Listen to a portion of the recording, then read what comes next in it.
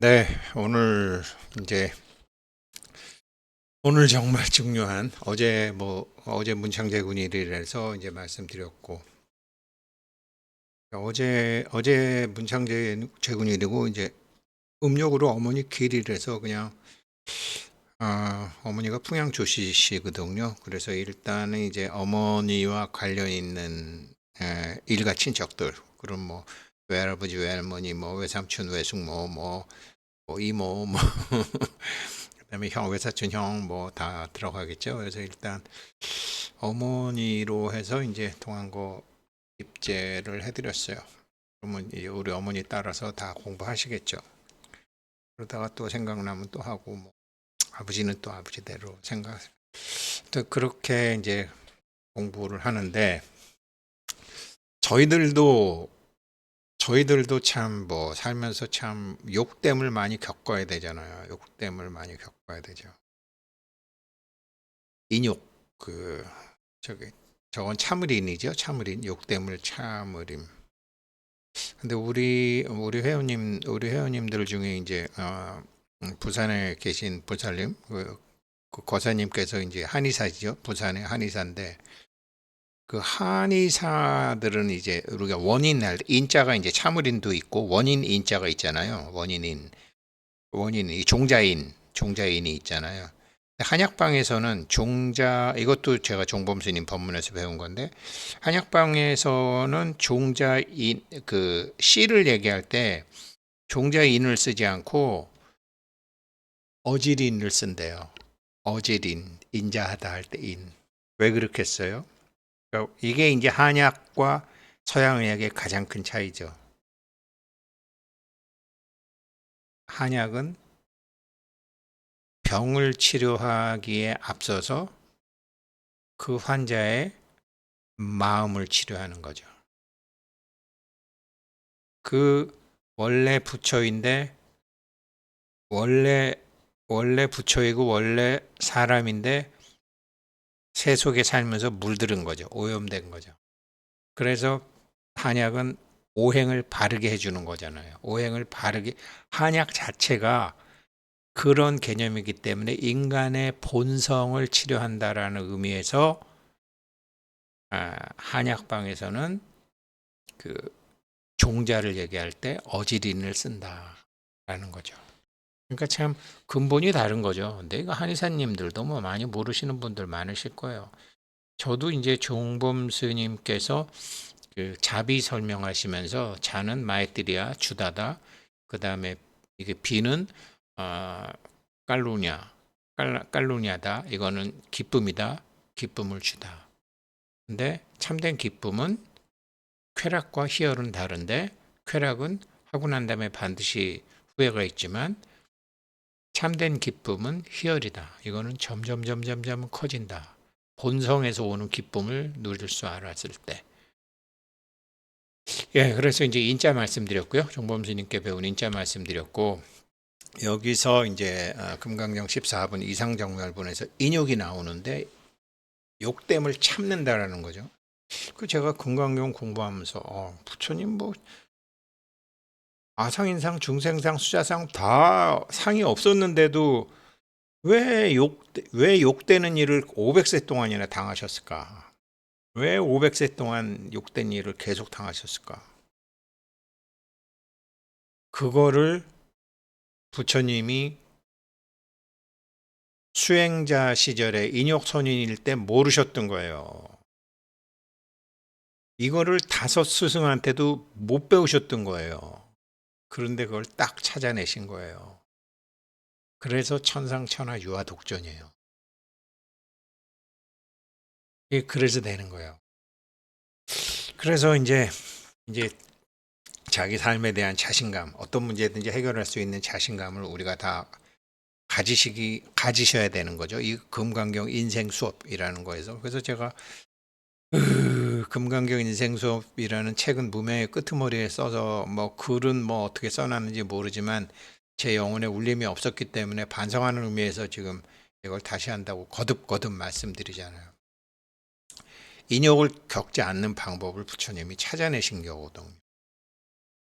부처님의 제자 이 스승님 다섯 스님이 이분들에게 다 배우고도 가슴이 답답했어요. 왜 그러냐면 이분들은 고집 멸 세 개나 아신 거예요. 근데 고통을 멸하는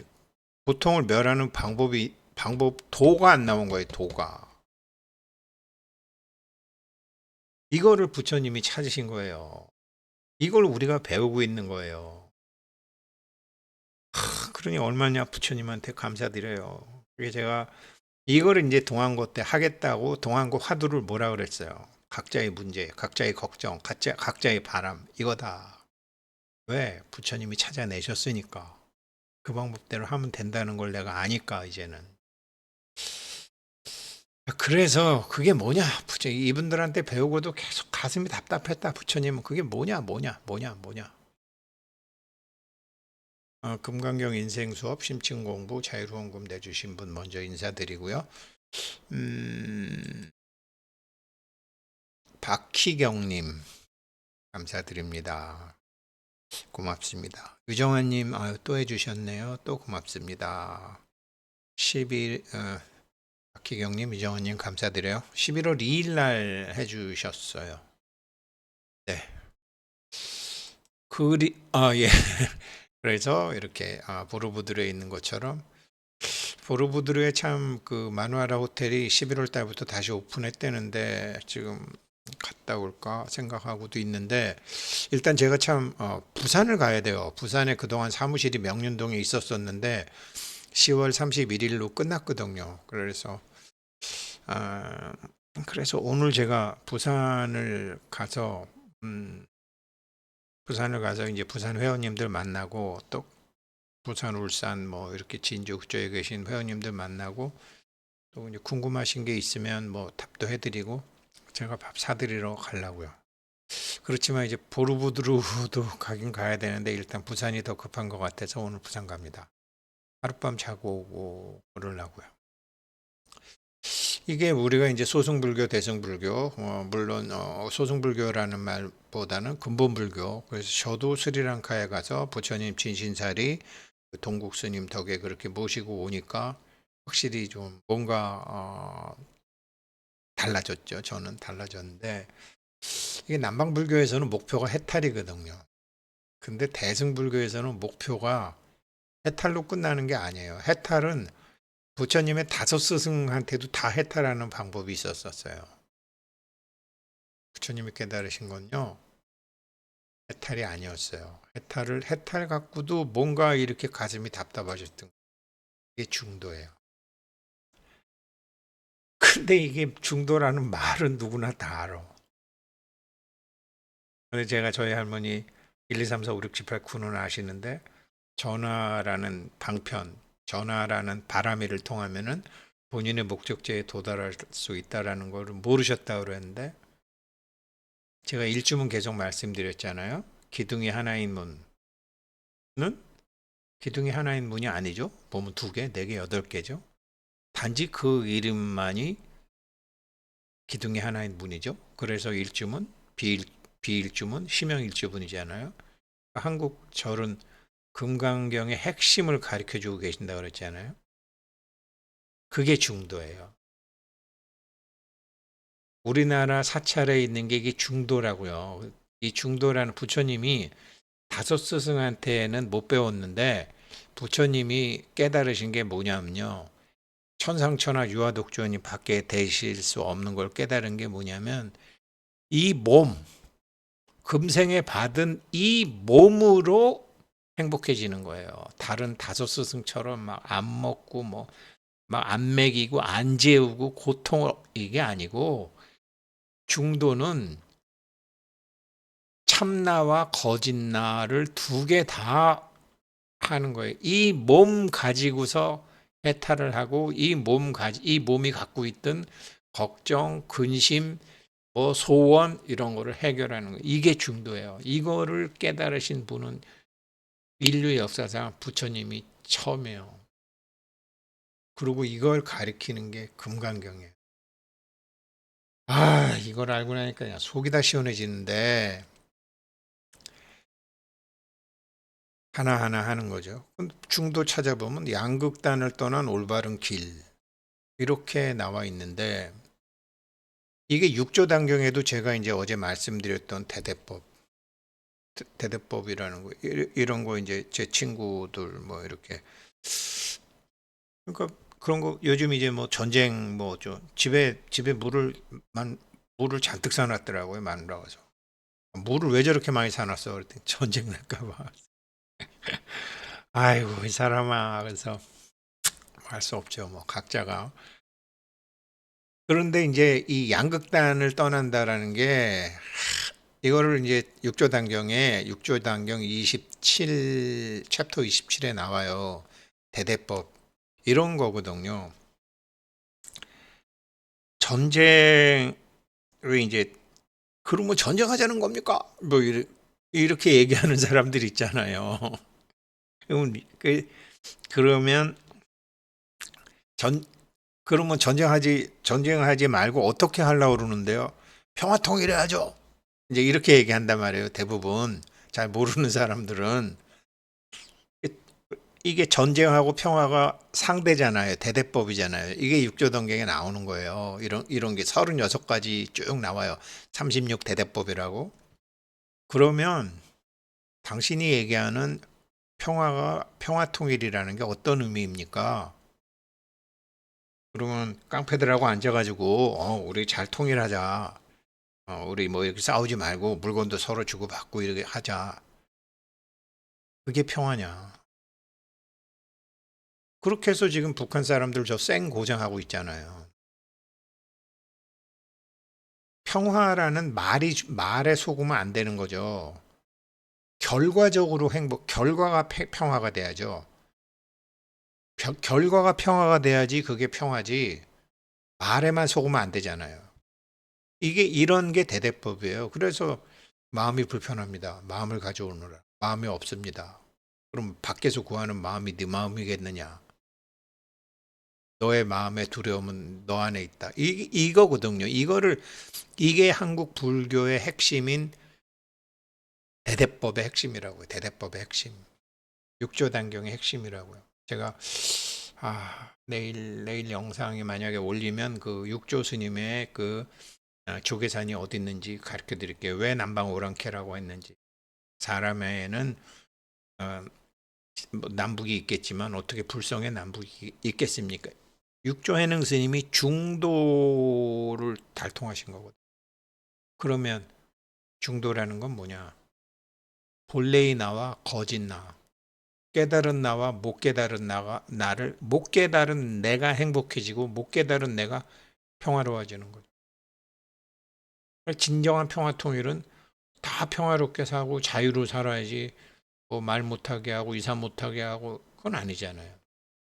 그런 거를 가르쳤다고요. 이걸 양극단을 떠난 올바른 길이 중도인데 이거를 저의 삶에 써먹지 못했죠. 나이가 들어서 이렇게 알게 되는 거죠. 그래서 뭐 이게 뭐 부자라든지 뭐 성공이라든지 행복이라든지 뭐 용한 의사라든지 뭐 다 이게 중도라는 게 네가 말하는 용한 의사가 어떤 의사인데 네가 말하는 돈 잘 벌어준다는 거는 어떤 의미인데 네가 말하는 가짜라는 거는 어떤 게 가짜인데 이렇게 대대법으로 가야지 된다라는 거. 이 중도를 아신 거예요. 그래서 문광 스님 뭐 이게 완전하게 깨달은 중도 욕구에 반응하지 않는다 뭐 아니에요. 중도를 우리 삶에 제대로 쓰는 법에 대해서 스님들이 잘 알고는 계시겠지만 잘 전달이 안 되고 있는 거예요. 근데 이게 금강경에 있는 거예요. 그래서 이 금강경의 14분에 보게 되면요. 처음에 이렇게 나오는 거죠. 이때 수보리는 이 금강경 설하시는 것을 듣고 그 깊은 뜻을 이해하고 눈물을 흘리고 슬피 울며 부처님께 아뢰었다. 희유하십니다. 세존이시여. 부처님께서 이처럼 뜻이 깊고도 깊은 경을 설하셨습니다. 그동안 닦아온 저의 해안으로도 그러니까 저 다섯 스승 뭐 수보리 존자도 다 알죠. 일찍이 이런 경을 듣지 못했습니다. 도대체 뭘 들었길래 저기 인도 당시에 쟁쟁한 분들, 저 부처님도 모셨던 저 다섯 스승한테는 못 듣던 거를 수보리 존자가 알게 됐냐고요. 세존이시여, 만약 어떤 사람이 이 경을 듣고 믿는 사람이 맑고 깨끗하면 실상을 깨닫고 당지 시인 성취 제일 희유 공덕, 아주 희유한 공덕을 세상에서, 정말 이 세상에서 천신들도 얻지 못했고 용왕들도 얻지 못했고 우리 조상들, 우리 엄마, 아버지, 할아버지, 할머니, 외할아버지, 외할머니, 시아버지, 시할머니, 이런 일대 조상들도 하나도 성취하지 못했던 거를 성취하게 됩니다 라고 얘기하는 거예요. 이게 계속 나와요. 그 다음에도 또 세존이시여, 이 실상이라는 것도 실상이라고 말할 수 있는 것이 아닙니다. 그러므로 여러께서는 이름이 실상일 뿐이라고 하셨습니다. 세존이시여, 제가 이와 같은 경을 듣고 깨달아 받아 지니기는 어렵지 않으나 만약에 내세 후 500세가 되어도 어떤 중생들이 이 경을 듣고, 어떤 중생들 중에 이 경을 듣고 믿는 마음이 생겨서 깨달아 받아 지니는 사람이 있다면 그 사람은 아마도 세상에서 제일, 천상에서도 인간 세상에서도 색계, 욕계, 무색계에서도 비상, 비비상, 저 다섯 스승을 다 포함 최고의 묘한 사람이 될 것입니다. 왜? 중도를 깨달으셔서. 이 몸 가지고 행복해지는 법을 깨달으셔서. 그러면 그게 도대체 부처님이 그게 일주문하고 무슨 상관이 있느냐? 생각해 보세요. 어차피 우리가 사는 세상은, 물질 세상은 비물질 세상에서 물질 세상으로 되려면 반드시 음과 양이 있어야 돼요. 그렇죠? 음과 양이 있어야 되잖아요. 음과 양이 있다라는 거는 좋다 나쁘다, 좋다 나쁘다, 좋다 나쁘다, 길다 뭐 이렇게 다 반대, 뭐 전쟁과 평화, 남자와 여자, 성공과 실패, 돈을 벌다, 돈을 못 벌다, 돈을 날려 먹었다, 돈을 다시 찾다, 이게 전부 일주문이잖아요. 근데 생각해 보세요. 일주문 안에 이거를 왜 이 범천은, 이 사바세계의 주인은 범천인데 왜 범천은 이 무극에서 태극의 세계로 왔을까요? 왜, 왜 모든 중생들을 일주문 밖으로 내보냈을까요? 일주문 밖에서의 체험이 아니면 일주문 안에서의 문제가 있는 거예요. 그렇잖아요. 불균형을 균형으로 맞추려면 불균형이 뭔 줄 알아야지 균형이 되잖아요. 균형 상태의 부처님은 불균형을 균형으로 맞추는데, 이게 비유예요. 불균형이 뭔지를 알아야 될 거 아니에요. 불균형이 뭔지를 알으려면은 우리 같은 사람들이 태어나서 불균형을 체험을 해야 되잖아요. 불균형을 체험을 하는데 다시 우리는 환지본처해야 되잖아요. 그러면 불균형 상태에서 균형으로 가려면 어떻게 해야 되죠? 불균형의 정체를 알아야 되는 거죠. 그래서 우리가 갖고 있는 모든 문제, 모든 고통, 모든 고민이 이게 자기의 참나가 참나의 진화를 위해서 우리의 거짓 나가 됐다라는 거죠. 그래서 내 안에 부처의 계속적인 진화, 계속적인 진화를 위해서 지금 무지한 상태의 부처이지만 중생으로 살 수밖에 없는 내가 필요했던 거죠. 그런데 여기서 눈밖에, 우리가 중생으로 태극으로 보이면서 음과 양이 분리돼 있고 좋다와 나쁘다가 분리가 돼 있고 이익과 손해가 분리돼 있으면은 절대로 치고받고만 하다가 일주문 안으로는 못 돌아가잖아요. 세상에 나와서 우리가 할 숙제가 있는데 이 금생에 이 숙제를 다 하고 다시 집으로 가야 될 거 아니에요. 근데 집으로 못 가. 왜? 숙제하는 방법을 모르니까. 이걸 부처님이 깨달으신 거예요. 그래서 몸이 엄청나게 소중하고 이 몸이 없으면은 안 되는 거예요. 근데 이 몸을 자꾸 이 몸은 막 없애고 없애야 되는 거고 저주받아야 될 몸이고 고기 덩어리고 이게 아니라니까. 이 몸이 없으면 깨달음이라는 게 깨달아 갖고 다시 일주분 안으로 못 들어와요. 그러니까 자기의 문제, 자기의 고통, 자기의 뭐 여러 가지 불행 이런 게 선물이에요. 문제처럼 보이지만 문제가 아니란 말이에요. 그러면 우승택 너는 여태까지 뭘 잘못 알고 있었는데 그 문제를 제대로 볼 줄을 몰랐고요. 그 문제를 푸는 주체가 기회생 우승택이 아니었고 열애의 우승택이었어요. 그래서 보살이 중요한 거예요. 이게 대승불교예요. 그래서 대승불교는 그래서 보살은 빈 호두인 줄 알면서도 호두를 깬다라는 게 뭐냐면 문제가 아닌 줄 알면서도 문제를 해결한다라는 거죠. 그래서 대승불교의 보살이 중요한 거고 우리 여성 불자님 보고 보살이라고 부르는 거고 그 보살이라고 부르는 자체에 이미 중도라는 말이 그게 중도고 남자들 보고 거사 부처인데 집에 있는 부처다. 그래서 거사 혹은 처사 거사 처사 일주문 이 한국에서 쓰는 모든 불교 용어가 전부 천상천하 유아 독존 중도의 가르침이라는 거죠.